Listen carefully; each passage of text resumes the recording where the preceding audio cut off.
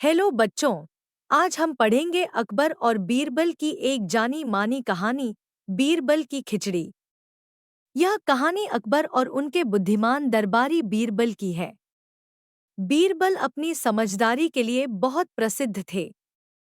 इस कहानी में एक गांव के व्यक्ति को अकबर ने एक चुनौती दी और बीरबल ने अपनी होशियारी से उस व्यक्ति की मदद की, जिससे अकबर को अपनी गलती का एहसास हुआ। आओ, अब कहानी शुरू करते हैं। एक सर्दी के दिन, जब अकबर एक गांव से गुजर रहे थे, अकबर ने एक व्यक्ति को यह कहते सुना कि वह यमुना नदी के पानी में रात भर खड़ा रह सकता है। अकबर ने उसे चुनौती दी कि यदि वह ऐसा कर पाता है, तो उसे थैली भर मोहरे इनाम में देंगे।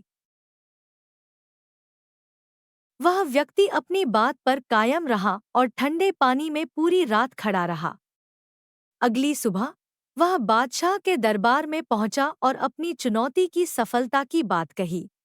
उस व्यक्ति ने बताया कि वह महल में जल रहे दीपक की रोशनी देखकर सारी रात खड़ा रहा।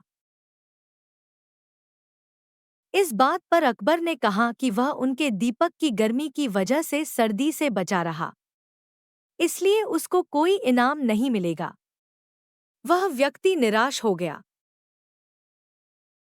बीरबल ने इस अन्याय को देखा और सोचा कि इस दुखी व्यक्ति की सहायता करनी चाहिए। दूसरे दिन वे दरबार में नहीं आए और जब बादशाह ने उन्हें बुलाया, तो उन्होंने कहा कि वे खिचड़ी पका रहे हैं।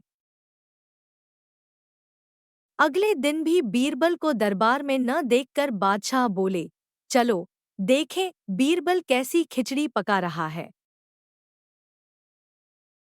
वहां जाकर उन्होंने देखा कि बीरबल ने एक लंबे बांस पर हांडी लटका रखी है और बहुत नीचे आग जल रही है।